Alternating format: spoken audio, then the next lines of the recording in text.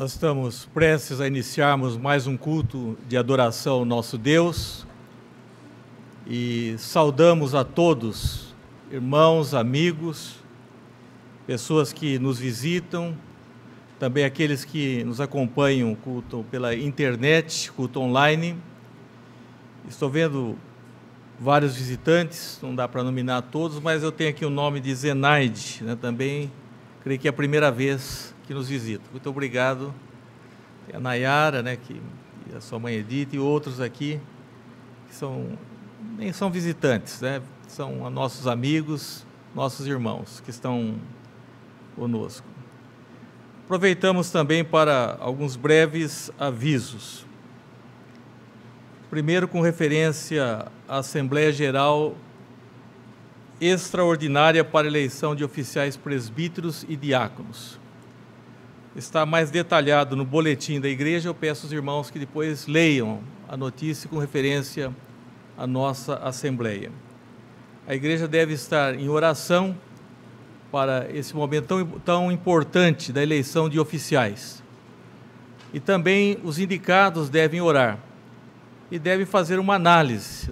Nós não temos apenas o cargo, nós temos deveres, e é importante que as pessoas sempre pensem que o presbítero, os diáconos devem ir à frente da igreja, deve ser o exemplo e deve considerar esse fato. E a igreja também deve estar atenta à vida dos seus oficiais, dos seus representantes. Também já temos a agenda dos trabalhos de julho. Peço aos irmãos que apoiem, participem dos nossos trabalhos no mês de julho. E um destaque para a Escola Bíblica de Férias, que começará no dia 13, uma quarta-feira, e é necessário fazer a inscrição com o Luciano e a Débora, que estão à frente desse trabalho da Escola Bíblica de Férias. Vamos dar início ao culto com o prelúdio.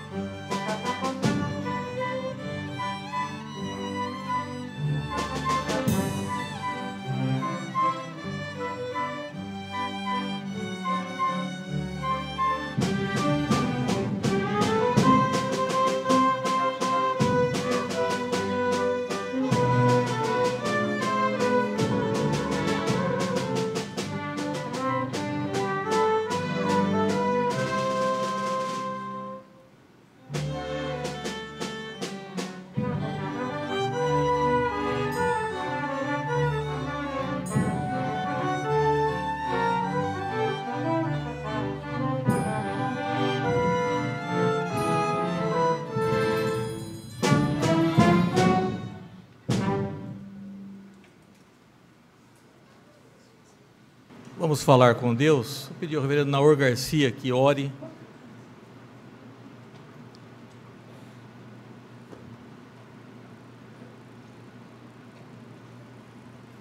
Senhor nosso Deus, rendemos-te graças, porque Tu nos trouxeste à Tua casa nesta noite. Nós Te louvamos, porque podemos prestar-Te o nosso culto em espírito e verdade. Agradecemos-Te também, porque temos certeza absoluta no coração que Tu, Senhor Deus, através da Tua palavra, hás de trazer o alimento para a nossa vida espiritual nesta noite, pela instrumentalidade daquele que vai expô-la. Recebe a nossa gratidão e que os nossos corações estejam abertos, preparados, ó Deus, para receber este recado, os nossos ouvidos atentos para ouvir o que Tu queres dizer a cada um de nós, abençoa todos aqueles que aqui adentraram nesta noite. Que o coração de cada um seja enriquecido com a tua mensagem nesta noite. Oramos em nome de Jesus. Amém.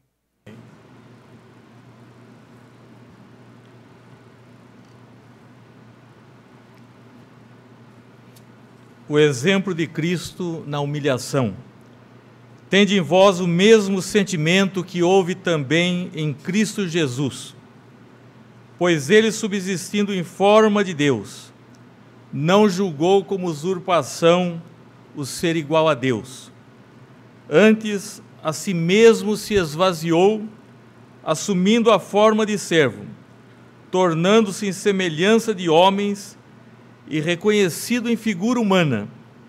A si mesmo se humilhou, tornando-se obediente até a morte e morte de cruz.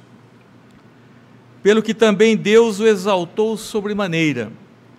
Ele deu o nome que está acima de todo nome, para que ao nome de Jesus se dobre todo joelho, nos céus, na terra e debaixo da terra, e toda língua confesse que Jesus Cristo é Senhor, para a glória de Deus Pai. Cantemos o hino 37.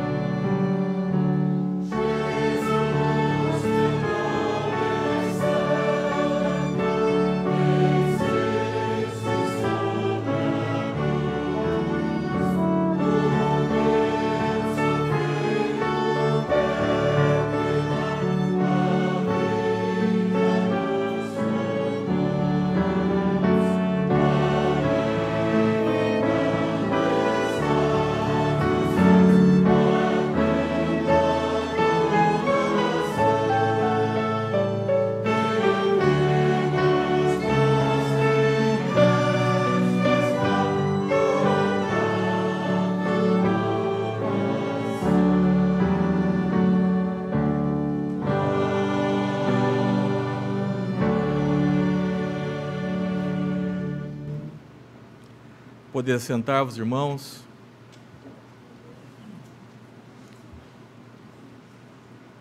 Para o nosso momento de confissão de pecados, eu lerei o Salmo de número 130. Salmo de número 130.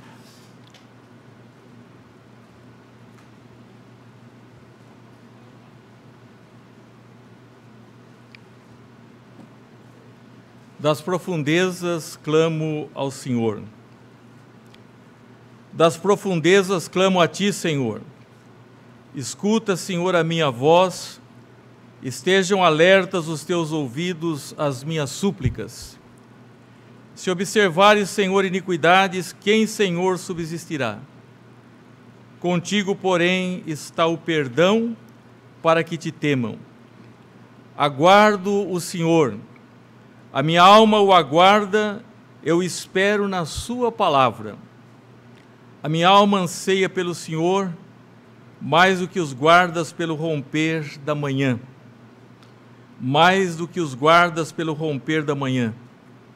Espere, Israel, no Senhor, pois o Senhor há misericórdia, nele copiosa redenção. É Ele quem redime a Israel de todas as suas iniquidades. Meus irmãos, esse é um dos salmos também penitenciais. E Davi diz: das profundezas clamo a Ti, Senhor. Das profundezas, das águas profundas e caóticas em que se encontrava o salmista. E nós aprendemos aqui que podemos clamar a Deus em qualquer lugar que nós estejamos. Nós vemos que Jonas clamou a Deus do ventre de um grande peixe. Daniel, com certeza, orou estando nas covas dos leões. E muitas vezes a pessoa também se encontra num lugar profundo e então ele clama, dizendo: Senhor, escuta a minha voz. Então ele alça a sua voz. Não se trata aqui de uma oração silenciosa, mas de uma oração de alguém que está numa situação de aflição. Ele diz: estejam abertos os teus ouvidos às minhas súplicas. Nós oramos em todos os tempos, mas há tempos em que nós aprendemos a orar com muita intensidade. E o salmista está dizendo: das profundezas eu estou clamando a Ti. E ele apela para a misericórdia de Deus, reconhecendo ser um pecador. Diz: Senhor, se observares iniquidades, quem, Senhor, subsistirá? Ele está olhando para a sua vida, e nós sabemos que, embora ele fosse um homem segundo o coração de Deus, também ele teve muitos deslizes na sua caminhada, na sua jornada. Mas ele reconhece: contigo, porém, está o perdão para que te temam.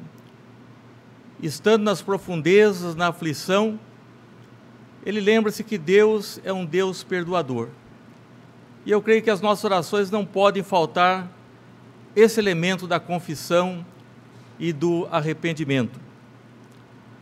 Então ele mostra a intensidade pela qual ele espera em Deus, dizendo: eu aguardo o Senhor, a minha alma o aguarda, eu espero na sua palavra. Ele está confiante no perdão de Deus, na palavra de Deus, e diz: a minha alma anseia pelo Senhor mais do que os guardas pelo romper da manhã. Aqueles guardas que estavam sobre as muralhas, que esperavam surgir um novo dia, as trevas serem dissipadas, quando não haveria tantos perigos, ou não haveria mais perigo. Assim como esses guardas ansiavam pelo romper da manhã, ele também precisava da ação de Deus na sua vida, da ação perdoadora, e que o levantasse daquela situação como as pessoas dizem, eu estou no profundo de um poço. Quantas pessoas não se encontram assim? Daniel foi lançado nas covas dos leões não por sua fidelidade, mas Davi estava nas profundezas, porque realmente ele estava reconhecendo que precisava desse perdão de Deus. Ele diz: espere Israel no Senhor, pois o Senhor é misericórdia, nele copiosa redenção. Ele termina pedindo para que o povo de Deus espere no Senhor, não somente ele. Isso deve estender a toda a comunidade, a todas as pessoas. Diz: é ele quem redime Israel de todas as suas iniquidades. Israel era o povo da aliança, e nós também somos o povo dessa aliança espiritual. E nós devemos clamar a Deus em todas as ocasiões, mas principalmente quando nos encontramos nas profundezas, como estava o salmista. Nós vamos orar silenciosamente e peço ao reverendo Nelson Nascimento que ore em voz alta depois de alguns instantes.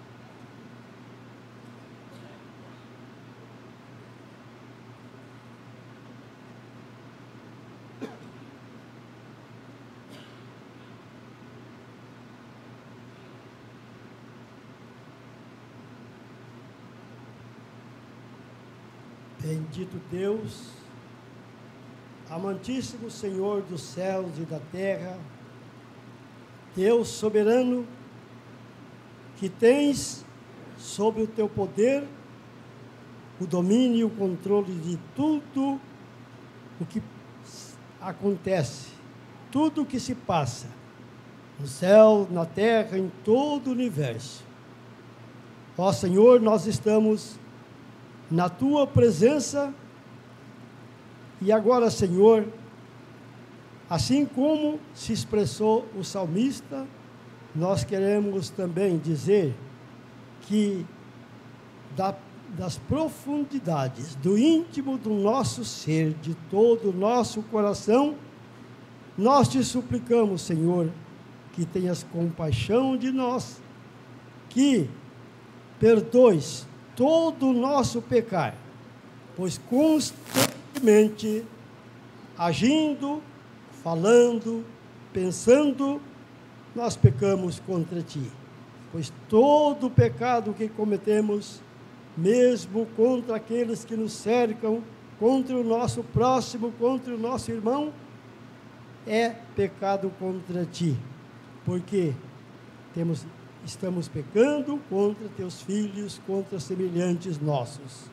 Ó Deus, também da mais profundeza, das grande profundeza de nossa alma, de nosso íntimo, nós te rendemos graças, porque tu não nos tens desamparado, tu não nos tens desprezado e tens estado sempre atento a nos assistir, a nos acudir, com o propósito de que, saindo das angústias, das tribulações, pois tu sabes, ó Deus, que todos nós, uns mais, outros menos, passamos por momentos de angústia, de dor, de aflição, de apreensão, mas nós te damos graças, porque estamos todos na tua mão santa, bendita e poderosa. Tu não nos deixas sós. Assim, ó Deus, perdoa-nos. Perdoa o pecado de cada um de nós. Estamos orando aqui como povo teu. Perdoa, Senhor, todo o pecado do teu povo, todo o pecado de cada coração. E renova, Senhor Deus, em cada coração a tua graça, para que não sejamos contumazes nesses pecados, mas que abandonemos as nossas transgressões, confiando-as, e assim, ó Deus, temos certeza de que alcançaremos misericórdia. Ó Deus, abençoa cada coração aqui, perdoa o pecado de cada um, perdoa, Senhor, o meu pecado, pecado de cada irmão, de cada família, e sustenta na Tua graça, Senhor, todos os corações que estão na Tua presença nesta hora, assim como também aqueles que não puderam aqui comparecer. Estende sobre eles também Teu perdão e a Tua graça abençoadora. Por Jesus Cristo, nós suplicamos e agradecemos. Amém.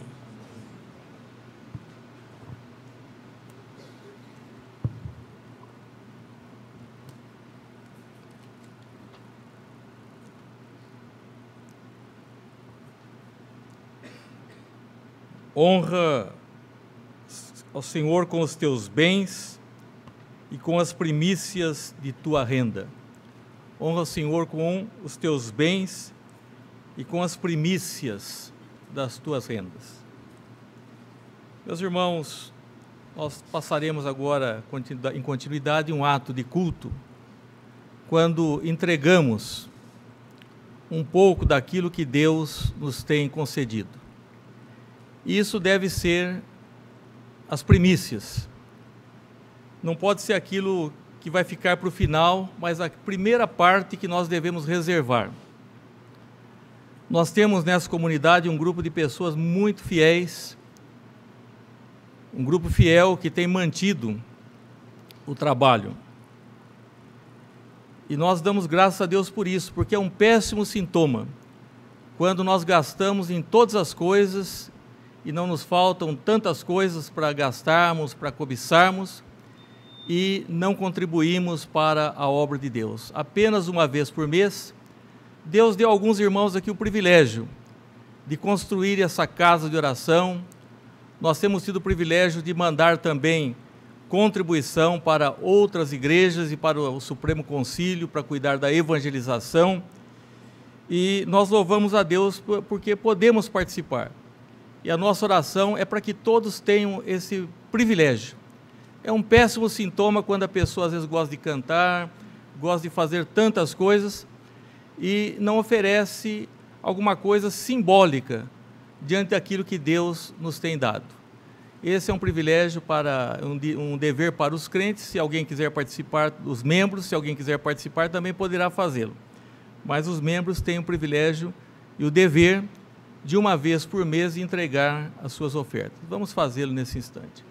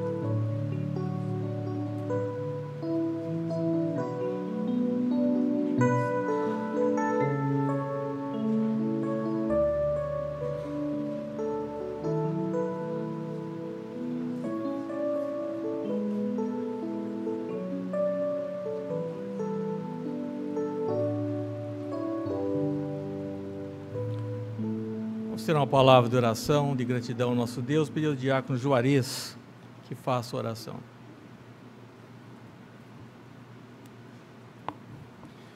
Amado Deus, soberano Pai, nós colocamos hoje aqui diante do seu altar, ó Pai, uma pequena parte de tudo aquilo que o Senhor nos concedeu. Dê-nos, ó Pai, sabedoria para tocarmos a nossa vida com aquilo que o Senhor tem nos dado. E nos dê-nos também sabedoria para podermos separar a sua parte, ó Pai, para que nós tenhamos consciência que isto que estamos colocando aqui hoje é para o enriquecimento de sua obra, é o engrandecimento da sua casa, ó Pai, tanto física quanto espiritualmente, para que possamos ter um lugar agradável, para que possamos nos agregar, nos ajuntar, para podermos aprender, para podermos nos engrandecer na sua palavra, ó Pai. É por Ti e é para Ti que fazemos tudo isso, Senhor Deus. Abençoe-nos, nos guarde, nos proteja e mantenha-nos empregados. Cuide das nossas famílias, faça com que todos aqueles que hoje não estão podendo, por algum motivo, em breve a sua mão, as suas bênçãos recaia sobre esses irmãos, ó Pai. Alivie o seu sofrimento, as suas tribulações momentâneas, que sabemos que são tantas, e o Senhor também as conhece todas. Alimente-nos, ó Pai, espiritualmente, proteja-nos, abençoe-nos. É em nome de seu Filho Jesus que oramos e agradecemos. Amém. Amém.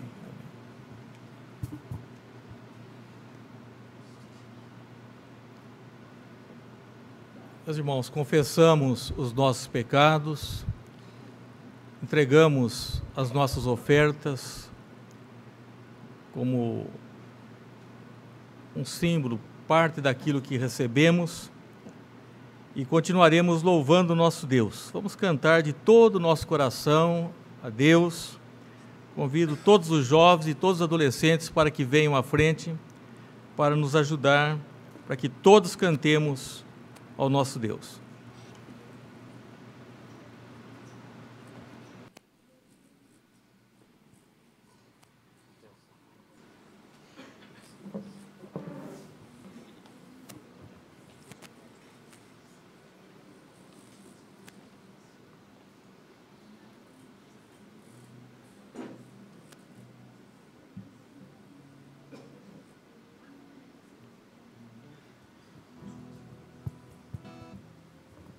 Peço para a igreja, por favor, se levantar. Estaremos entoando 2 cânticos. O primeiro, Salmo 100.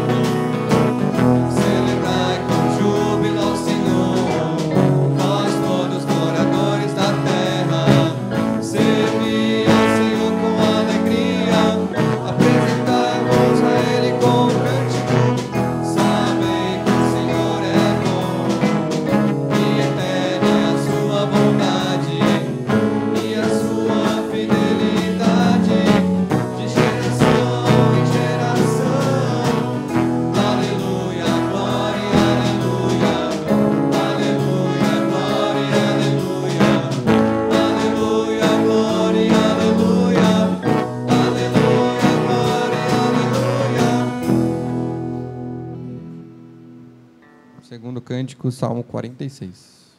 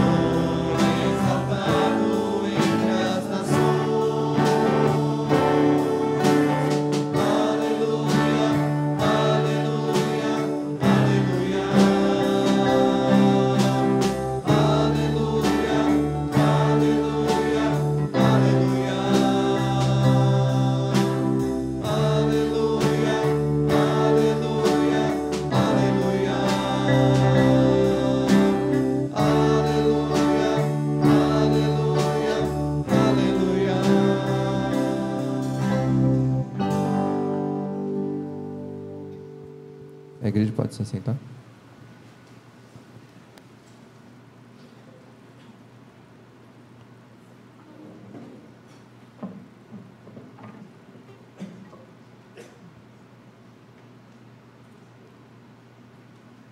Meus irmãos, chegado o momento da nossa oração de gratidão e súplica, com referência à súplica, nós temos alguns motivos aqui.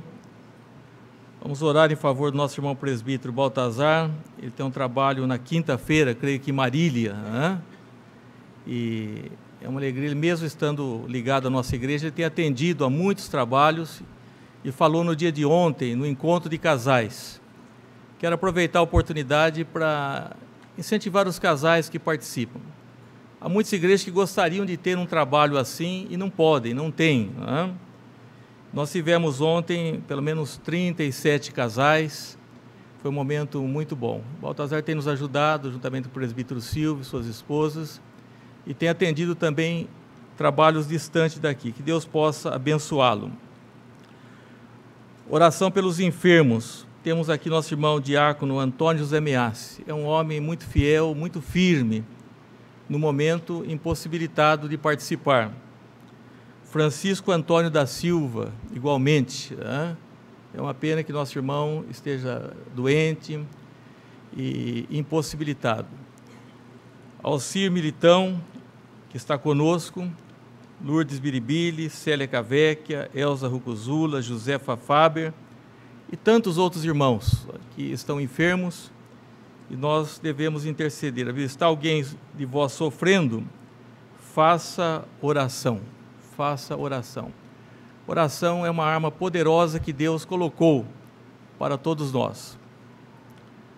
Também gostaria de pedir oração pela assembleia que teremos, para que Deus fale ao coração desses candidatos, se é que realmente estão bem dispostos a colocar o reino de Deus em primeiro lugar, porque o conselho deve ser o termômetro. É muito triste quando um oficial seja ele diácono, e a Bíblia requer o mesmo do diácono e do presbítero, não cumpre seus deveres da palavra de Deus e da constituição da igreja, para que eles façam uma análise se realmente, mesmo indicados, se é isso realmente que querem servir ao Senhor, porque é temerário, eu diria até que é uma coisa muito grave, a pessoa aceitar um cargo e não estar realmente disposto a dar prioridade para esse trabalho. Vamos orar pela Assembleia.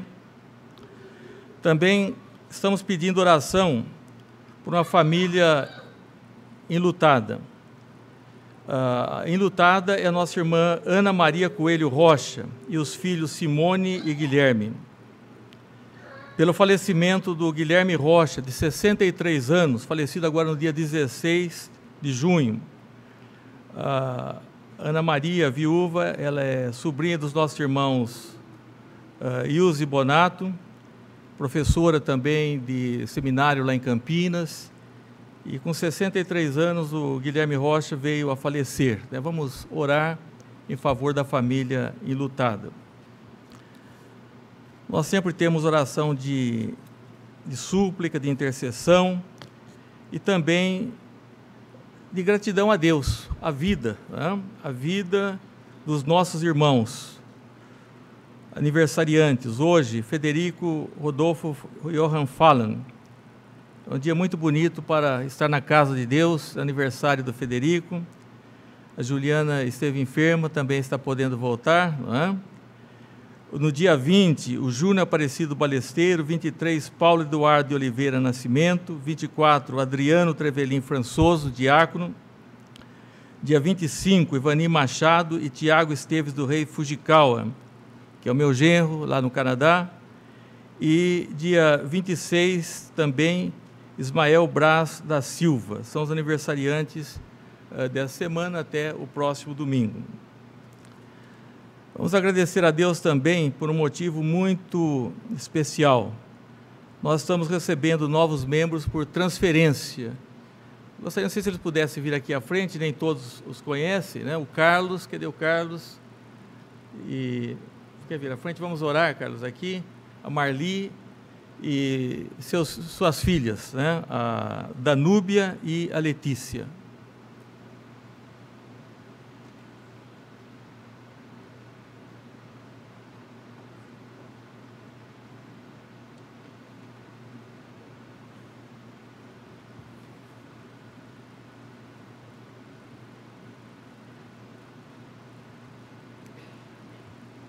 Irmãos, é uma alegria muito grande, né, quando uma igreja, nós somos uma família e recebemos novos membros.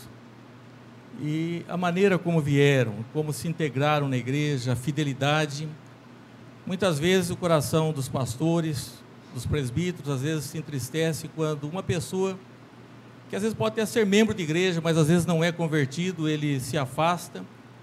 E nós esperamos sempre que esse afastamento não seja definitivo, que haja uma oportunidade de retornarem.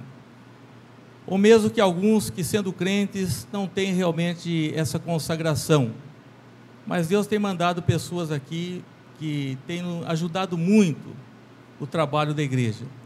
E essa família, tão logo veio, já procurou, né, um lugar para trabalhar, tem estado presente, e nós estamos felizes. Nós temos, além das orações de súplica pelos enfermos, pela família enlutada, pela assembleia da igreja, nós temos motivos também de gratidão. Uma comunidade é assim, tem motivos que às vezes nos entristecem e também motivos que nos alegram. E dos aniversariantes, é muita alegria a vida desses irmãos e dessa nova família que vem se somar conosco. Eles vêm aqui à frente para que olhem bem para esses irmãos e para que possam acolhê-los. Nós devemos ter muito cuidado com todos e principalmente com aqueles que estão chegando para a comunidade. Tá? Vamos orar agradecendo a Deus. Bom Deus, nosso Pai, agradecemos-te porque o Senhor tem fortalecido a igreja Filadélfia. Que nós possamos, ó Deus, honrar a tua igreja, sustentá-la, apoiá-la, e dar o melhor, Senhor, de cada um de nós, para que, buscando o Teu reino em primeiro lugar, a igreja também possa cumprir a sua finalidade de adoração, de testemunho, para que seja uma igreja forte, uma igreja viva. E nós agradecemos porque o Senhor tem acrescido irmãos que têm vindo para cá, têm se unido a essa família, e pedimos, Senhor Deus, que abençoes os aniversariantes, aqueles que estão sofrendo, a nossa assembleia, o futuro, ó Deus, desta comunidade, e a vida desses irmãos que estão chegando. Nosso irmão Carlos, Marli, Danube, Letícia, que eles possam encontrar aqui um amor sincero, o apoio, e possamos todos caminharmos juntos. Aceita, Senhor, a nossa oração, em nome de Jesus. Amém, Senhor.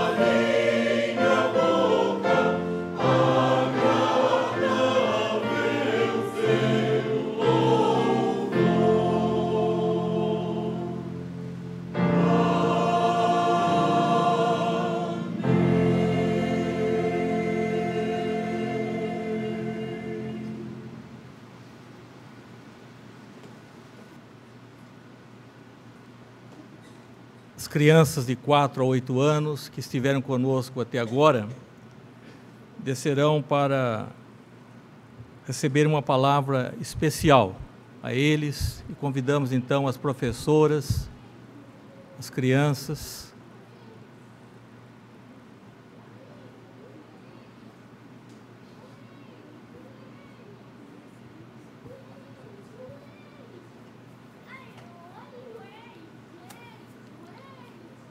Então vamos orar.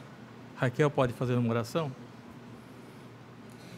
Graças te damos, Senhor, pelo nosso dia, pelo dia do Senhor que reservamos a Ti, Senhor. Te peço por essas crianças. Obrigada, Senhor, porque o Senhor tocou na vida dos pais que o trouxeram e viram, Senhor, a extrema importância que é eles estarem na casa do Senhor. Cuida deles, que eles possam prestar atenção na palavra que será direcionada a eles. Abençoe-nos também aqui no templo. Abençoe o pregador. Abra os nossos corações, Senhor. Em nome de Jesus, amém. Amém, Senhor.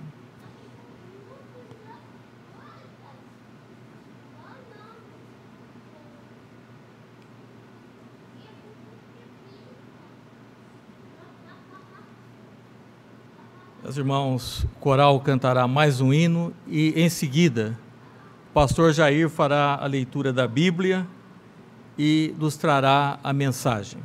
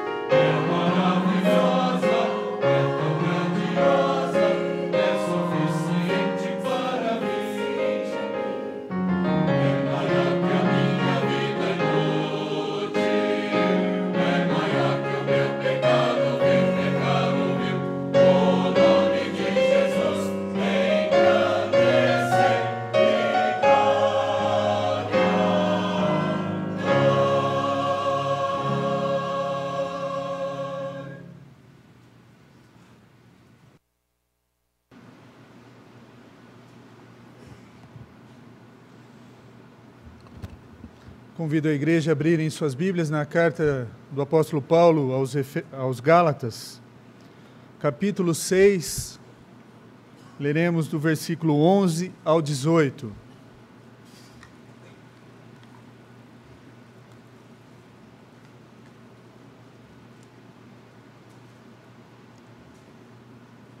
Carta do apóstolo Paulo aos Gálatas, capítulo 6, do verso 11 ao 18. A palavra de Deus diz assim: Vede com que letras grandes vos escrevi de meu próprio punho. Todos os que querem ostentar-se na carne, esses vos constrangem a vos circuncidardes, somente para não seres perseguidos por causa da cruz de Cristo. Pois nem mesmo aqueles que se deixam circuncidar guardam a lei, antes querem que vos circuncideis para se gloriarem na vossa carne. Mas longe esteja de mim gloriar-me, senão na cruz do nosso Senhor Jesus Cristo, pelo qual o mundo está crucificado para mim, e eu para o mundo. Pois nem a circuncisão é coisa alguma, nem a incircuncisão, mas o ser nova criatura. E a todos quantos andarem de conformidade com esta regra, paz e misericórdia sejam sobre eles, e sobre o Israel de Deus. Quanto ao mais, ninguém me moleste, porque eu trago no corpo as marcas de Jesus. A graça de nosso Senhor Jesus Cristo seja, irmãos, com o vosso espírito. Amém. Irmãos, aqui o apóstolo Paulo tomou a pena do escriba e falou: deixa que eu termino essa carta. Geralmente o apóstolo Paulo, ele ditava e tinha alguém escrevendo para ele. E aqui ele destaca: vede com que letras grandes vos escrevi, de próprio punho. E aqui a carta aos Gálatas está se tratando de dois grupos. Aos nossos olhos nós podemos ver vários tipos de líderes. Líderes altos, líderes baixos, calados, falantes. Mas aos olhos de Deus existem apenas dois grupos: aqueles que procuram a verdade e aqueles que andam de acordo com o mundo, de acordo com as suas próprias intenções. E o grupo que anda com o verdadeiro evangelho, é claro que aos olhos de Deus é muito claro, porque nós vemos o exterior. Deus, contudo, ele vê o coração, ele conhece o íntimo de cada um, conhece a cada um. E nós não, nós vemos características físicas, se ele fala bem, se ele é alto, se ele é baixo, se ele é descontraído ou não no púlpito, e atribuímos várias características. E Deus olha se ele segue o evangelho ou se ele segue o seu próprio coração. E é tão clara, a diferença desses líderes, que muitas vezes os líderes, com as suas atitudes externas, podemos chamar os falsos líderes, são parecidos com líderes genuínos, com líderes verdadeiros. E Paulo passou por problemas, sim, na Galácia. Lembramos que, lendo essa carta, lendo uma carta, Paulo plantou várias igrejas, dentre elas essa igreja na Galácia. E qual que era o motivo da carta? Justamente esse. Tinha dois grupos: judeus convertidos, que conheciam o judaísmo, o povo de Israel desde o Antigo Testamento, e os gentios, gregos, romanos, povos que aceitaram o evangelho e se juntaram à igreja cristã. E os que não conheciam o judaísmo, não conheciam o Deus de Israel, mas naquele momento já fazia parte da igreja cristã. Na igreja da Galácia foram instruídos, mas os judeus, eles queriam o quê? Queriam que os gentios tivessem as práticas antigas. Apesar de ter entendido que a salvação era pela graça, eles estavam querendo impor de volta tradições judaicas, práticas judaicas aos crentes, aos gentios da Galácia, querendo que eles participassem de toda aquela tradição judaica. E ao longo da carta o apóstolo Paulo argumenta que a salvação, que era pela graça, mediante a fé, antes mesmo da vinda da lei, Abraão foi salvo pela fé. E que a lei serviu apenas de aio, isso é, um escravo, um pedagogo que instruía a criança até um certo caminho, a ponto da criança andar sozinha. A lei serviu para conduzir essas crianças a Cristo. E procurando abrir os olhos dos crentes gálatas, Paulo apresenta por meio de um contraste as características do verdadeiro líder em comparação com as dos falsos líderes. E ele dizia, muito cuidado com aqueles a quem vocês estão ouvindo. Aqui Paulo apresenta dois grupos. Os falsos mestres adentraram nas igrejas e trouxeram características secularistas para dentro da igreja. E os verdadeiros mestres, aqueles que eram compromissados com o verdadeiro evangelho. E a ênfase de Paulo nessa carta é muito interessante, começando com o versículo 11, ele fala, veja com que grandes letras vos escrevi do meu próprio punho. Dá a impressão, nós que usamos a internet, que conversamos em chat, quando nós escrevemos com a letra em caixa alta, a impressão que tem é que a pessoa do outro lado está gritando quando a gente lê. Essa é a impressão que se tem quando você escreve só em letras maiúsculas. Você fala, por que você está gritando comigo? Essa é a impressão que tem. E Paulo está fazendo o quê? A mesma coisa. Estou escrevendo aqui com fonte 18, itálico, negrito. Preste atenção, para que vocês entendam o que eu estou falando. E dá essa advertência. Estou escrevendo do meu próprio punho. E apresenta a característica do primeiro grupo. Os falsos mestres, eles estavam o quê? Contaminando os gálatas. Eles não são sinceros naquilo que eles pregam. Vamos ver algumas características deles. Os falsos líderes, a motivação que eles tinham não era sincera, era de buscar crescimento espiritual. Não era de busca da religião. Olha o que diz aqui no versículo. Todos os que querem ostentar-se na carne, esses vos constrangem a vos circuncidades, somente para não serem perseguidos por causa da cruz de Cristo.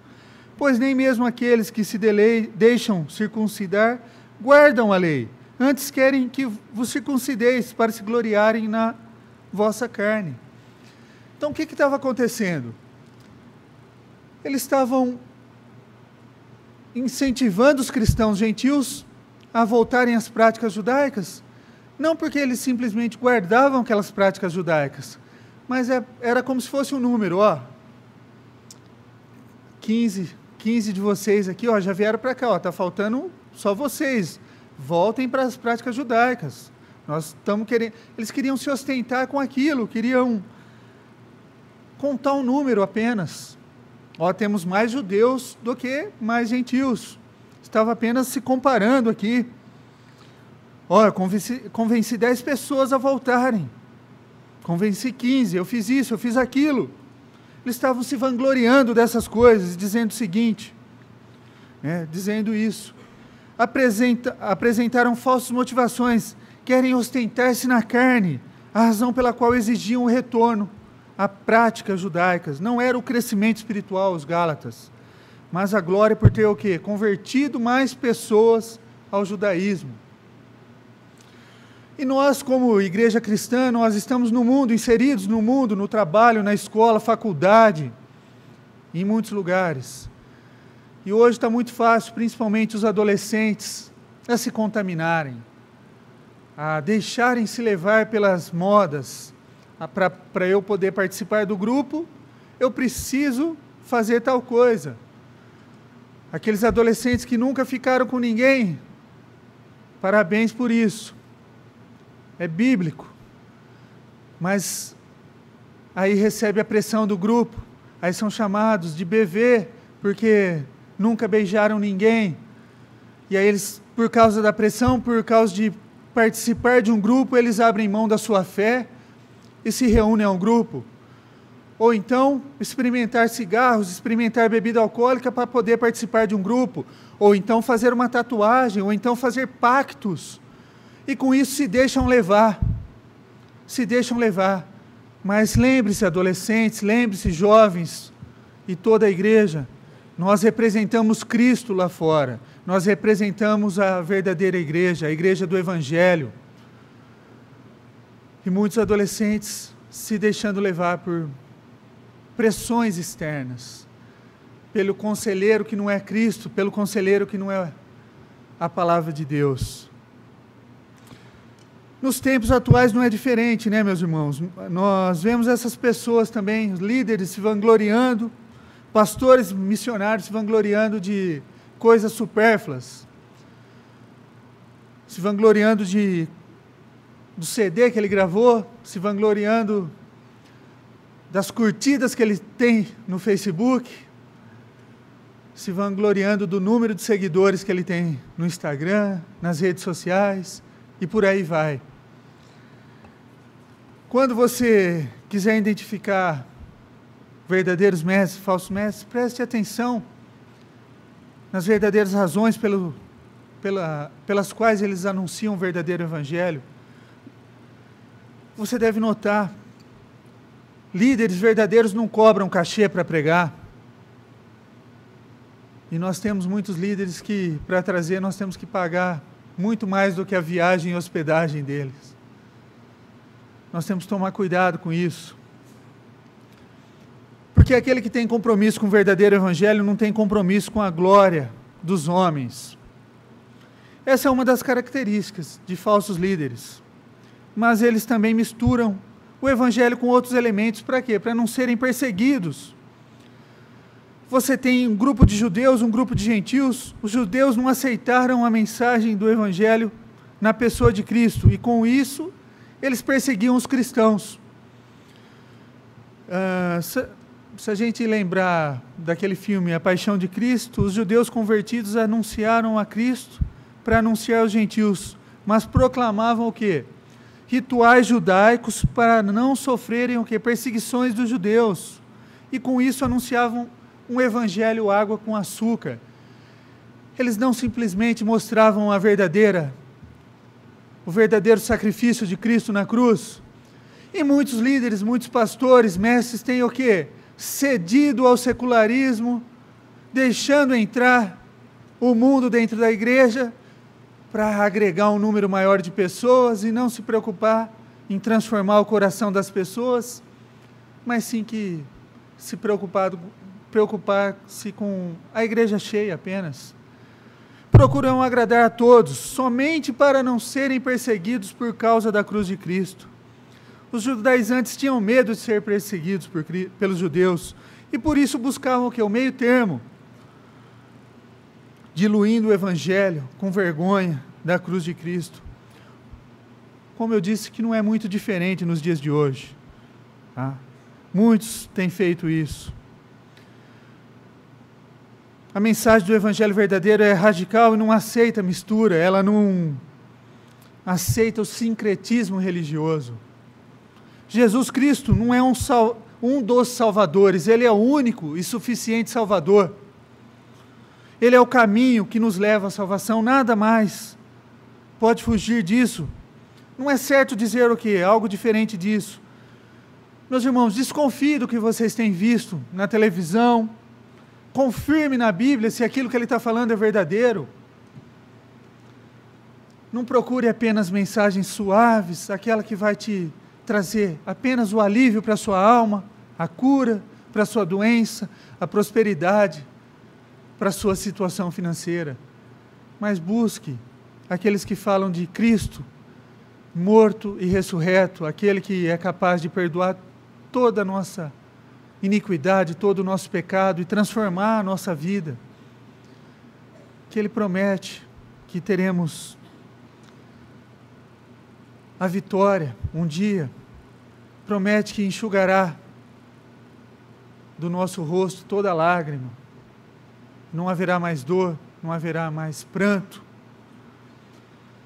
No verso 13 nós vemos uma característica de um falso líder, resumindo, são hipócritas, pois nem mesmo aqueles que se deixam circuncidar guardam a lei, impunham-se sobre os crentes fardo tão pesado, que nem eles mesmos podiam cumprir. O que não é diferente hoje também. Basta notar alguns líderes que pedem ao povo o que eles nem mesmo são capazes de fazer. Pedem para vocês não tomarem remédios, mas quando tem uma doença vão no hospital sírio-libanês, vão nos melhores hospitais do mundo. Mas quando você tem doente, eles falam isso. Meus irmãos, medicamento, médicos, recursos que nós temos estão à disposição porque Deus nos deu. Nós temos que usá-los, com critério, sim. Mas foi Deus que colocou à nossa disposição. Tem pessoas que estão preocupadas com muitas outras coisas, pregam no púlpito isso, mas não são capazes de cumprir. Porque quando ficam doentes vão procurar e não fazem.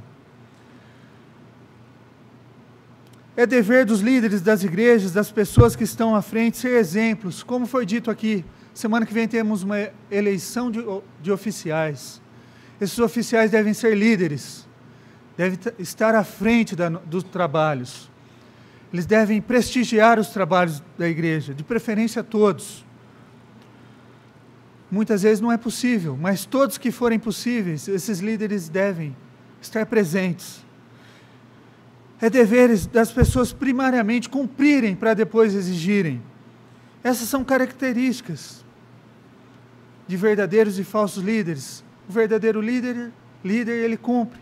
Os falsos líderes, ele exige, mas não tem condição de cumprir. Agora o apóstolo Paulo mostra a característica do verdadeiro líder. Paulo não costuma se vangloriar nas suas cartas, mas nessa justamente para fazer uma contraposição entre um verdadeiro líder e um falso líder, ele passa a apresentar as credenciais do verdadeiro líder. Ele estava sendo o quê? Questionado.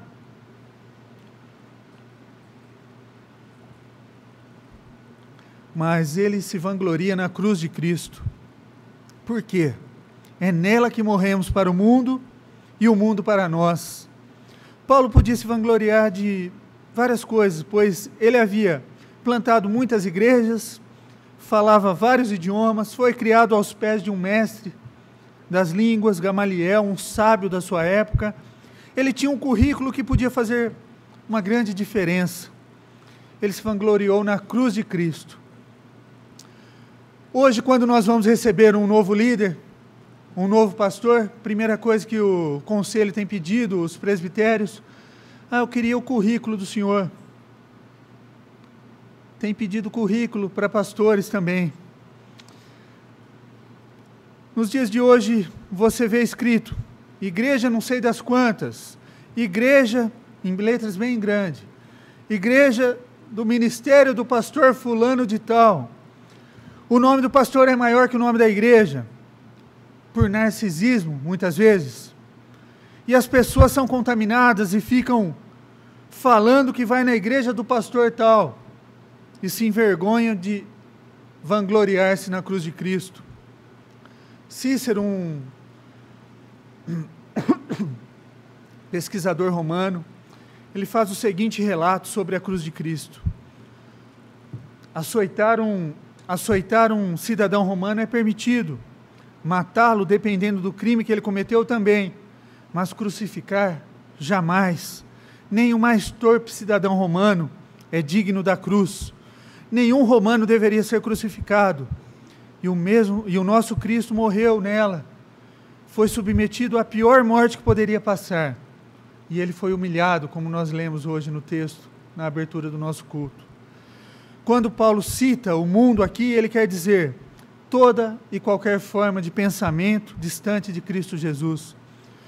Pois o pensamento do mundo é pensamento pecaminoso e nos leva a nos afastar de Deus. Mas Jesus Cristo, esta é a pregação da cruz, é a pregação que leva os nossos pecados, é colocado em Cristo, e agora o cristão não é salvo por aquilo que ele faz, mas pela fé em Cristo Jesus. Na cruz ele morreu para o mundo, não importa o que ele comia, o que ele fazia, mas a pergunta que se deve fazer é: você aceita Jesus? E quando as pessoas perguntam, o que é ser crente? Tem gente que fala, eu não posso fazer isso, nós não podemos fumar, beber, não podemos fazer isso, aquilo. Fala todos os nãos, aquilo que nós não devemos. Mas, sim, responder crente é aceitar Jesus como Senhor e Salvador da minha vida. E em virtude desse coração modificado, eu abandono as práticas antigas e não o contrário. Meus irmãos, o cristianismo se torna insuportável, pois temos que ficar cumprindo regras, mas isso somente se nós não formos novas criaturas. E é com isso que Paulo está preocupado. Então, quando você fala que você é um cristão, quando você fala, eu não bebo bebida alcoólica, eu não fumo, eu vou todo domingo para a igreja, eu trago meu dízimo, minha oferta, o cristianismo se torna insuportável para aquela pessoa, se torna loucura para os homens. Mas quando você tem um coração modificado, transformado, você não se importa com o que os homens vão pensar de você. Você pensa, eu me orgulho no Cristo que morreu para perdoar os meus pecados, para livrar-me da morte, e me deu uma nova vida, me tornou uma nova criatura, e por isso que eu abandonei todos os meus vícios, abandonei minha antiga vida. É nela e não nos rituais que nos tornamos novas criaturas, na cruz de Cristo. E é isso que os líderes devem e podem cobrar de nós, nada mais. E Paulo diz que carrega no corpo as marcas de Jesus. Os verdadeiros líderes trazem marcas de Cristo. Paulo tinha muitas cicatrizes, ele foi açoitado muitas vezes. E hoje, os verdadeiros líderes não são açoitados. Alguns carregam alguns infartos, né? Alguns carregam algumas marcas internas, alguns carregam peso de servir a Cristo fielmente. Não cicatrizes, mas nós carregamos a marca da cruz que está no nosso coração. O verdadeiro líder traz essa marca. O verdadeiro líder traz a marca da cruz. A cruz não pode ser apenas um amuleto, não apenas um pingente no qual nós podemos carregá-lo sem Cristo pendurado. Porque Cristo ressuscitou, não está mais na cruz. Mas tem que ser o quê? Os verdadeiros líderes que proclamam a verdade. Qual é a regra da cruz? A regra da cruz é o verdadeiro critério para saber quem faz parte do Israel de Deus e aquele que não faz. Não ritos externos. Meus irmãos, que Deus nos abençoe para que nós possamos o quê? Ter coragem de carregar as marcas da cruz de Cristo na nossa vida e servir Cristo na escola, no trabalho, na faculdade, nos relacionamentos externos, dentro dos nossos lares. Que Deus nos abençoe.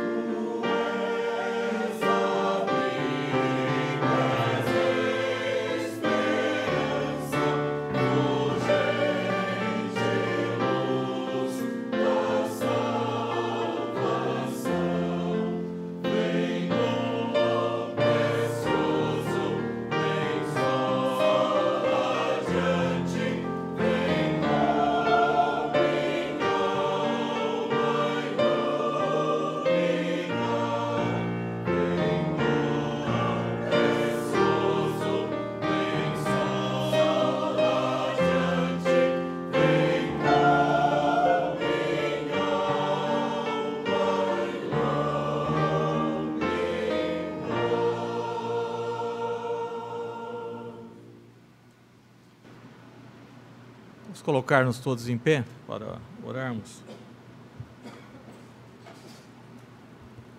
Ó Deus, nosso Pai, oferecemos-te esse culto pela mediação do Teu Filho. Nós sentimos quão bom e agradável é vivermos unidos. Aqui o Senhor tem mandado a Tua bênção e a Tua paz. Agradecemos, Senhor, a Tua palavra, através da qual somos confrontados, e que possamos confrontar-nos uns aos outros, tendo as Escrituras em mãos, no nosso coração, que nos apontam para a obra gloriosa de Cristo. Que a nossa glória esteja no sacrifício, na pessoa de Jesus, e não em algo externo.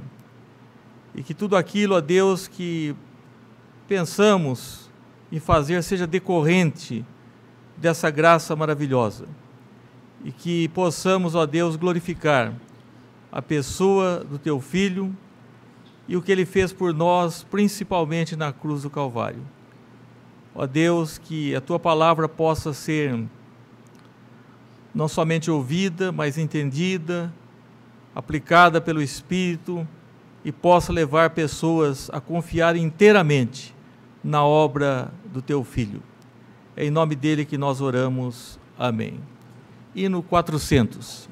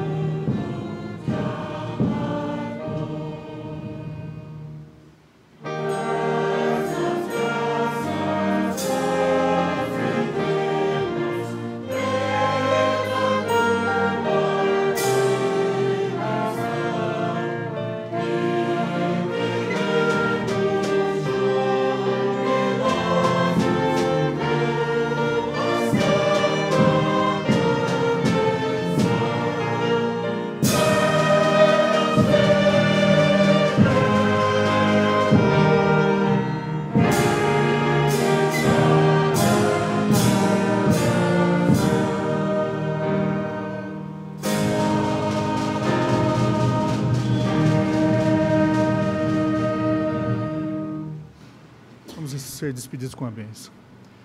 E a graça do nosso Senhor e Salvador Jesus Cristo, o amor de Deus o Pai, as ternas consolações do Espírito Santo, sejam sobre vós, sobre toda a igreja na face da terra, hoje e para sempre. Amém.